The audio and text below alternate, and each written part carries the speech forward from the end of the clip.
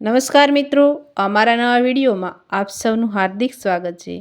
મિત્રો, આજે આપણે વાત કરીશું લગ્ન પછી ઘણાના દીકરા બદલાઈ જાય છે, પણ આપણો દીકરો તો પહેલાં જ બોલતા સુમનબેનનો અવાજ ભરાઈ આવ્યો. અરે, એવું શું કામ વિચારે છે? અહીં આવો ત્યારે એના વર્તનમાં કોઈ ફરક હતો, પણ એનો પગાર આટલો સારો છે એ આપણે જાણીએ છીએ. એને જ કહ્યું છે તો ક્યારેય બાપને એક પૈસોય મોકલ્યો છે ખરો? આવ્યો ત્યારે થોડી સગવડ કરી દીધી એટલે જાણે બધી ફરજ પૂરી, અને હવે પોતે ઘરનું ઘર પણ લીધું. આપણને ખાલી જાણ કરી એટલું જ, એકવાર પૂછવાની પણ તકદી ન લીધી. તને નાની નાની વાતમાં ઓછું આવી જાય છે. જો સુમન, માણસે બને એટલી અપેક્ષા ઓછી જ રાખવી, તો જ સુખી થવાય. દીકરા પાસે પણ નહીં. શું ફાયદો? દુઃખી થવાનું ને.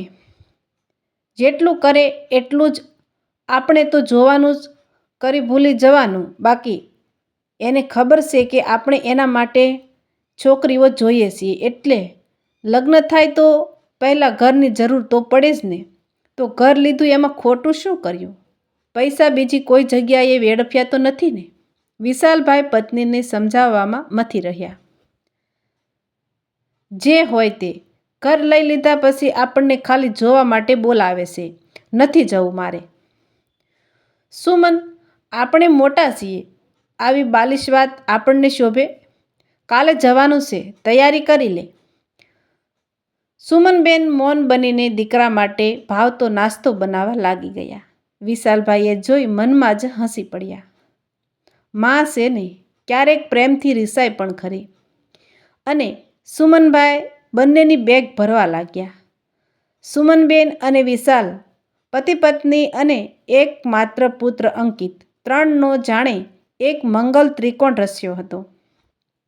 વિશાલ એક ક્લાર્ક હતો. સામાન્ય પગારમાંથી બચત કરીને થોડી લોન લઈને નાનકડું પણ પોતાનું ઘર લીધું હતું. આમ તો એક રૂમ રસોડું જ એ ઘર હતું, પણ એક એક તણખલું વીણી વીણીને રચાયેલ એ માળો પોતીકો હતો. એની ખુશી બંનેના હૈયામાં હતી. દિવસોને પાંખો ફૂટી રહી હતી. પુત્ર અંકિત બંનેના જીવનમાં ઉલ્લાસ ભરી રહેતો.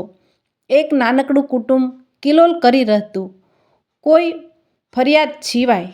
અંકિતને ખૂબ ખૂબ ભણાવવો, જેથી તે પ્રગતિ કરી શકે. દરેક માતા પિતાની માફક આ સ્વપ્ન તેમના અંતરમાં પણ સ્વાભાવિક રીતે જ હતું. અને સદનસીબે અંકિત પણ ભણવામાં હોશિયાર હતો. સુમનબેન પુત્રને જાતે જ ભણાવતા અને સતત પુત્રની સાથે જ રહેતા. ઘરનું બધું કામ જાતે જ કરતા હતા. અસહ્ય મોંઘવારી, ક્યારેક બીમારી અને બીજી નાની મોટી તકલીફો તો જીવનમાં આવી જ રહેતી, પરંતુ પુત્રને કોઈ વાતે ઓછું ન આવે તેની કાળજી બંને પતિ પત્ની રાખતા. પોતાની જરૂરિયાતોમાં કાપ મૂકીને પણ પુત્રની સગવડ સાચવી લેતા. વર્ષો વીતતા ગયા. તેમની મહેનત રંગ લાવી. અંકિત CA પાસ થયો અને પતિ પત્નીનું વર્ષોનું સપનું ફળ્યું. બંનેની ખુશીનો પાર નહોતો. અહીં નાનકડા ગામમાં અંકિતને કોઈ સારી તક મળે તેમ નહોતી. સુમનબેન અને વિશાલભાઈ પણ આ વાસ્તવિકતા સમજતા હતા. અંકિતને શહેરમાં નોકરી મળી ગઈ. વિશાલભાઈ અને સુમનબેનને હતું હવે કોઈ અભાવ સહન નહીં કરવો પડે. અંકિતની નોકરી પણ સારી હતી. પુત્રને ઘરની પરિસ્થિતિ જાણ હતી.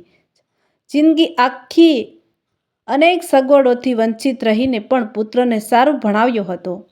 હવે તેનું ફળ જરૂર મળશે જ. 6 મહિના એમ જ પસાર થઈ ગયા. અંકિત નિયમિત રીતે ઘેર ફોન કરતો રહેતો. ઊંડે ઊંડે સુમનબેનના મનમાં હતું કે પહેલો પગાર આવતા જ પુત્ર ઘેર પૈસા જરૂર મોકલશે, પણ એવું કશું થયું જ નહીં. અને પુત્ર પાસે પણ હાથ લાંબો કરી માગે એવો તેમનો સ્વભાવ નહોતો. આટલા વર્ષો ચાલ્યા જ છે ને, તો હવે પણ ચાલશે. પતિ પત્ની બંનેએ એમ મન મનાવી લીધું હતું. ક્યારેક તો પુત્રને પરોક્ષ રીતે પણ ઇચારો નહોતો કર્યો. બસ હવે દીકરાને પરણાવી દે એટલે પોતાની ફરજ પૂરી. 2-4 વાર દીકરાને ફોન વાત નાખી જોઈ હતી, પરંતુ દીકરાએ ચોખ્ખી મનાઈ કરી હતી. હજુ 2-4 વર્ષ સુધી હું લગ્ન અંગે વિચારવા નથી માંગતો. નાસ્તો બનાવતા બનાવતા સુમનબેનના મનમાં 6 મહિના પહેલાં આવેલા દીકરાની યાદો તાજી થઈ. તે દિવસે સવારથી સુમનબેન રસોઈની ધમાલમાં પડ્યા હતા. 6 મહિના બાદ અંકિતને 1 અઠવાડિયાની રજા મળતા તે ઘરે આવવાનો હતો. તેથી સુમનબેન પુત્રને ભાવતી રસોઈ બનાવવામાં વ્યસ્ત હતા. 6 મહિને આવેલ દીકરાને જોઈ પતિ પત્ની બંનેની આંખો હરખથી સલકાઈ ઉઠી હતી. પુત્ર સાથે તેની નોકરીની અને બીજી અનેક વાતો થતી રહી. છોકરી જોવા માટે પણ અંકિતને ખૂબ આગ્રહ કર્યો, પણ અંકિત એકનો બે ન થયો. પાછા જતા પહેલાં અંકિત ઘર માટે કામવાળીની વ્યવસ્થા કરતો ગયો. મમ્મી ઘણા વર્ષો તે જાતે કામ કર્યું, હવે આરામ કર. ઘરમાં મોટું ટીવી લઈ આવ્યો, જેનો વિશાલભાઈને ખૂબ શોખ હતો. બીજી પણ ઘણી બધી સગવડો કરીને જ અંકિત ગયો. મમ્મી માટે 4-5 સરસ સાડીઓ અને પપ્પા માટે પણ કપડાં લેતો જ આવ્યો હતો. પપ્પા, હવે શાંતિથી રહો. રિટાયર્ડ થવાને હજુ 5 વર્ષની વાર છે ને. થાય એટલું કામ કરો, ન થાય તો પણ વાંધો નહીં. ના બેટા, સાવ ઘરમાં બેસી રહેવું તો ન જ ગમે. અઠવાડિયું તો જાણે 8 કલાકનું બની ગયું હતું. અંકિત પાછો ગયો અને ફરી પતિ પત્ની એકલા પડ્યા. અંકિત ક્યારેય પૈસા મોકલતો નહીં. સુમનબેનને ક્યારેક થતું, બસ એકવાર થોડું લઈ આવ્યો એટલે જાણે બધું પૂરું. અંકિતનો પગાર ખૂબ સારો હતો. એની પોતાને જાણ હતી જ ને. ઠીક છે, જેટલું કર્યું એટલું ઘણું છે. 2 વર્ષ આમ જ પૂરા થઈ ગયા હતા. અંકિત નિયમિત ફોન કરતો રહેતો. ગઈકાલે તેણે અચાનક સરપ્રાઈઝ આપતા કહ્યું, મમ્મી, મેં અહીં એક ઘર લીધું છે. આજે જ બધું ફાઇનલ કર્યું. તમે તુરંત આવી જાઓ. બસ સુમનબેનને એ વાતનું જ ઓછું આવી ગયું હતું. પુત્રએ ઘર લઈ લીધું, એને પોતાને કહ્યું પણ નહીં. ખેર, હવે પુત્ર મોટો થઈ ગયો છે. તેને જે કરવું હોય તે કરે. બીજે દિવસે બંને શહેરમાં ગયા. સાંજે અંકિત તેમને ઘર જોવા લઈ ગયો. ઘર ઉપર મોટા અક્ષરે સુમન નામની તકતી ઝળહળતી હતી. મમ્મી, મારા તરફથી તમને આ ગિફ્ટ. સુમનબેન સજ્જડ આંખે તકતી સામે તાકી રહ્યા. આ શું? પોતે શું ધારી બેઠા હતા? સામે 2 બેડરૂમનું સરસ મજાનું ટેનામેન્ટ હતું અને સુમનબેનના હાથમાં તેમના નામનો મકાનનો દસ્તાવેજ હતો. મમ્મી, હજુ બીજા 2 વર્ષ મારે લગ્ન નથી કરવા. 2 વર્ષમાં તમારે માટે જીવનભરની સગવડ કરી લઉં. તમને બંનેને થોડા ફેરવી લઉં, પછી જ મારા લગ્નની વાત. લગ્ન પછી કદાચ કોઈ કારણસર હું તમારું ન કરી શક્યો તો પણ જીવનમાં તમે ક્યારેય હેરાન ન થાવ કે ઓશિયાળા ન બની રહો. એટલી સગવડ કર્યા બાદ જ હું મારા કુટુંબનું વિચારીશ, જેથી ભવિષ્યમાં મને ક્યારેય કોઈ અફસોસ ન રહે. બેટા, એવું શું કામ વિચારે છે?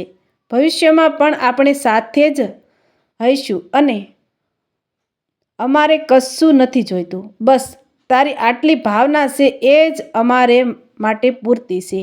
મમ્મી, આપણે સાથે જ છીએ અને રહીશું, પણ કાલની કોને ખબર છે? અને મમ્મી, ભાવનાથી પેટ નથી ભરાતું.